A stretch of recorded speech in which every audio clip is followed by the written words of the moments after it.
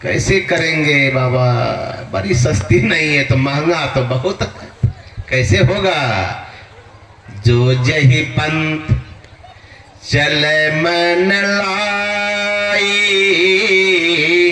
तो हरि काहे न हो ही सहाय।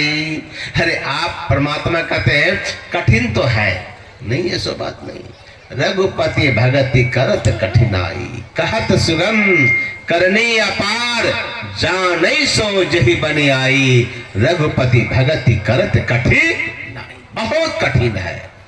लेकिन जो जही कला कुशलता कह, सो सुलभ सदा सुखकारी। सफरी सन्मुख जल प्रवाह, सुर सही पाई गज भारी। रघुपति भगति करत कठिनाई, कठिन तो है, नहीं है। महात्मा गांधी ने कहा भक्ति के राह पर चलना मानो तलवार की धार पे चलना है। सोच सकते हैं तलवार के धार पर चलना कितना कठिन है, उसी तरह भक्ति रूपी राह पे चलना कठिन है। ऐसा नहीं, इसलिए देखते नहीं है कठिन नहीं होता तो हमारे नीलेश बाबू कहते हैं बाबा बराबर चेला सब बदलते रहता है। क्यों बदलता है भाई, देखते हैं आज साल भर कोई ही, 2 साल बाद के बाद फिर कोई बदल जाता है। घर पे तो मन बना के चलता है कि चलते हैं बाबा के साथ में भजन करेंगे। यहाँ जब हुआ, घर में हुआ, खट पर तो चला बाबा जी के मठ पर। बाबा जी मांगे टहल, ये करो वो करो। अरे बाबा जी तो कसाई है, खटा के जान मार देगा। बाबा जी मांगे टहल तो रमते रहल ना, ये बाबा ठीक ना है, चले दूसरा बाबा के पास, कहीं वहां बैठे बैठे भोजन मिल जाए।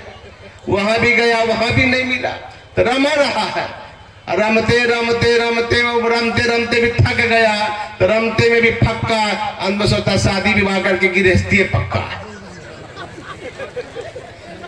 इसीलिए बदल जाता। हम क्या करें, करे तो करे क्या। अब नीलेश बाबू कहते हैं बाबा बार बार बदलता है आदमी, तो यहाँ तो गृहस्थी पक्का सोचता है उसको। यहाँ तो बैठे भजन होगा नहीं, यहाँ बैठे बैठे भोजन तो मिलेगा नहीं, यहाँ तो उठना पड़ेगा 3 बजे 4 बजे। अगर मैं 8 दिन तक पैर पांच के सोया रहता है, वो सुख तो यहाँ नहीं मिलेगा। या तो सुबह उठना है, 6 बजे मंच पर आना है, कठिन तो है। इसीलिए महात्मा गांधी ने कहा लगता है आप लोगों को कि बाबा जी बनना क्या, अरे इस बाबा जी को बैठे बैठे भोजन मिलता। आओ ना 2-4 महीना हमारे साथ घूम के देखिए ना, पता चल जाएगा कितना चकाचक बाबा जी का वो तब ना बदलता, ऐसे थोड़े बदलता है। 12 साल में देखे होंगे कितना बदल गया, बदल रहा है कि नहीं हर साल। क्यों बदल रहा है, इसलिए कि भक्ति की राह पर चलना तलवार की धार पर चलना है, इतना आसान नहीं है भक्ति भजन। लेकिन जो, इसलिए गुरु महाराज ने कहा आओ वीरो मर्द बनो, है वीर, इस भक्ति के पथ पथ में वीर बनना पड़ेगा। आओ वीरो मर्द बनो, अब जेल तुम्हें तजना होगा, मन निग्रह के समर क्षेत्र में सन्मुख डटना होगा। गुरु पद धर कर ध्यान से सोरो, दृष्टि अराधो सुख मन में, मन की चंचलताई से पल कर कर के बचना होगा। बड़ा कठिन काम है, बहुत कठिन काम है, लेकिन कीजिए, हिम्मत मत हारिए। करत करत अभ्यास के जरमति होत सुजान, रसरी आवत जाते सिल पर पड़त निशान। पत्थर पे भी रस्सी का चिन्ह आ जाता, बार बार घिसने से सिद्ध, बार बार। इसलिए भगवान कृष्ण ने कभी कहा हे अर्जुन, निश्चित इस मन को बस करना बड़ा कठिन है, लेकिन अभ्यास और वैराग्य से ये मन बस में होता है। अभ्यास करते रहिए, जो गुरु महाराज हम लोग को बताए हैं, सत्संग, ध्यान और 5 पापों से बचते हुए, शिष्टाचार शिष्टाचार का पालन करते हुए नित्य नियमित रूप से ध्यान भजन करते रहिए, तो फिर यह मन भी बस में होगा। ये बार बार अभ्यास करने से, और इसी तरह से जहां भी सत्संग हो, इसी तरह शांत चित होकर के अगर सुनेंगे तभी बैराग हो।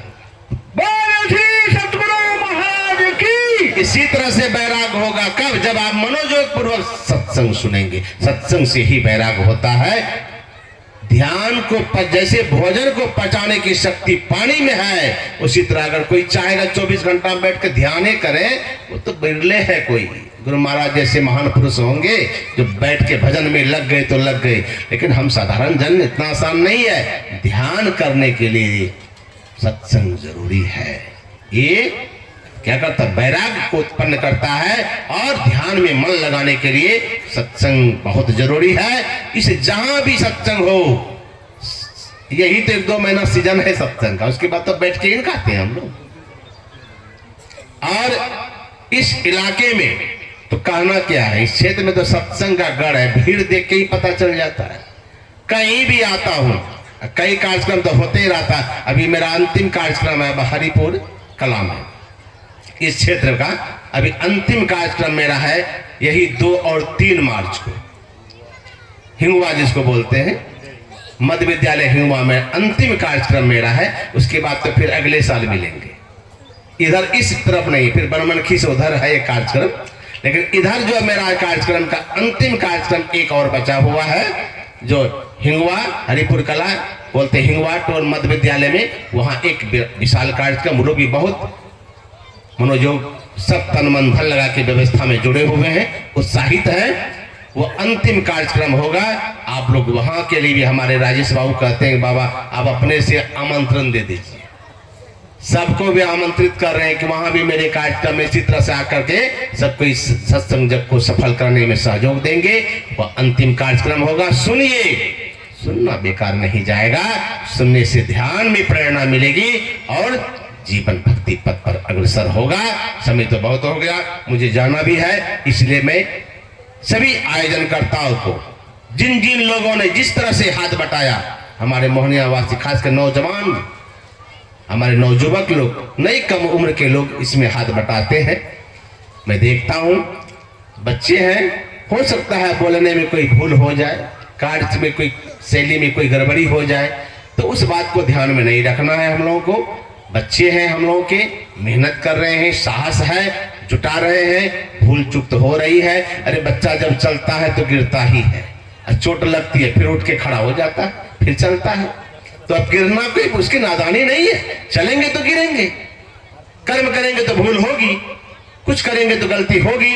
तो एक बहुत हमारे इस गांव के सभी नौजवान बराबर साहस और हिम्मत को बांध करके, मैं प्रत्येक साल देखता हूं, लेते तो हैं आगे बढ़ के हमारे प्रसादी बाबू, अरे 2 साल से हमारे अनिल बाबू साजू, लेकिन मैं देखता हूं इस गांव के सभी नौजवान, नाम तो मैं सबका नहीं जानता लेकिन मैं देखता हूं सभी नौजवान रात दिन पूरी काम धंधा को छोड़ के, जो पढ़ते हैं पढ़ाई को छोड़ के, अपना कोई काम करे, काम को छोड़ करके रात दिन सत्संग में लग करके इस सत्संग को सफल कर रहे हैं। और यही हमारे नौजवानों का ताकत है कि आज 12 वर्षों से लगातार सत्संग सफल होते हैं। श्री सद्गुरु महाराज की।